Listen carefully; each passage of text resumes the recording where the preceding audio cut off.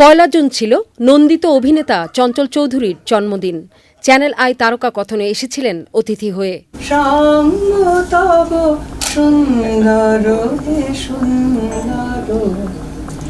আলোকে মোর চক্ষু দুটি মুগ্ধ হয়ে উঠল।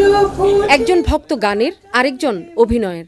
এক আড্ডায় এভাবেই দেখা হয়ে গেল দুই সুর প্রেমীর।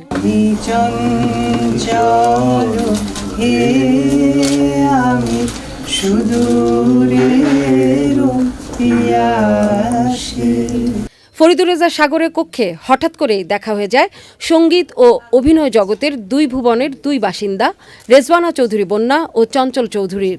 সঙ্গে ছিলেন আরেক গুণী অভিনেত্রী আফসানা মিমি।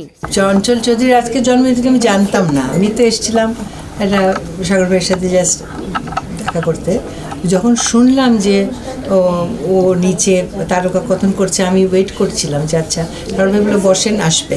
তাহলে ঠিক আছে, তাহলে বসে থাকি, একটু দেখা হবে। কারণ আমি তো ওর অনেক গুণমুগ্ধ, ও অভিনয়ের তো বটেই, ওর গানেরও গুণমুগ্ধ। খুব সুন্দর গান গায়, খুব সুন্দর। হ্যাঁ, খুবই খুবই ভালো ভালো। সেই জন্য ভাবলো আচ্ছা তাহলে একটু আমরা যার অনুরাগী তাকে দেখার একটা আলাদা আকর্ষণ থাকে।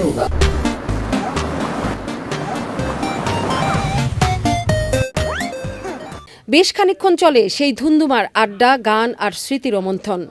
আর বরাবরই রবীন্দ্রসঙ্গীতের ভক্ত চঞ্চল চৌধুরী যার পর নাই আনন্দিত বরেণ্য শিল্পীকে পেয়ে। যখন থেকে গান শোনা বা রবীন্দ্রসঙ্গীত শোনার যে কান তৈরি হয়েছে, তখন থেকে হচ্ছে মানে এক কথায় বলতে গেলে পরে বন্যা আপার গান শুনেই, এবং তখন বিশ্বাস করতে খুব মানে কষ্ট লাগতো যে আমাদের দেশে রবীন্দ্রসঙ্গীত গাইতে পারেন এরকম বন্যা আপা আছেন একজন। এটা আমাদের একটা গর্বের বিষয় সে তখন থেকেই।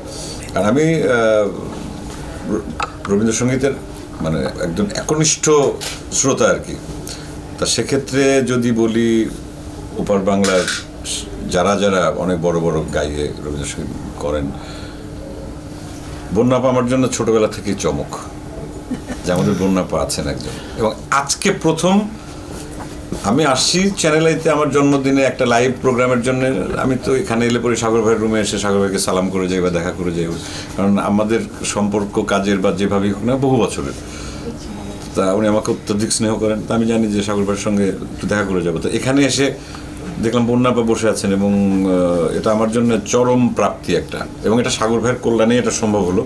আর ওদিকে চঞ্চল চৌধুরীর অভিনয়ের ভক্ত রেজওয়ানা চৌধুরী বন্যা বলছিলেন চঞ্চল চৌধুরীর বৈচিত্র্যপূর্ণ চরিত্রের ভক্ত তিনি। অসম্ভব পাওয়ারফুল একজন অ্যাক্টর। মনপুরার কথাটা আমার খুব মনে হয়, এত সুন্দর প্রত্যেকটা, যেখানে যে ক্যারেক্টার করে একদম মনে হয় ক্যারেক্টারের সাথে মিশে যায়, এবং তখন আর আলাদা করে চঞ্চল চৌধুরী থাকেন, ওই ক্যারেক্টারের মধ্যে ঢুকে যায়। এই জন্য আমি খুবই মনে হয় যে আসলেই একজন বাংলাদেশের সত্যিকারের। আর কলকাতাতেও তো সবাই ওর খুব ভক্ত। আজকে আড্ডাটাও ভালোই হলো, ভালো লাগলো। যেই ক্যারেক্টারই করে সেখানে আর চঞ্চল চৌধুরী থাকে না, ওই ক্যারেক্টারের মধ্যে ঢুকে যায়, এবং এই জন্যেই দর্শক আমাদের মতন দর্শকরা পছন্দ করি।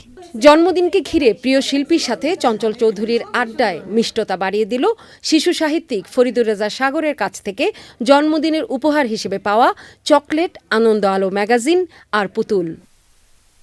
রোকসানা আমিন, চ্যানেল আই, ঢাকা।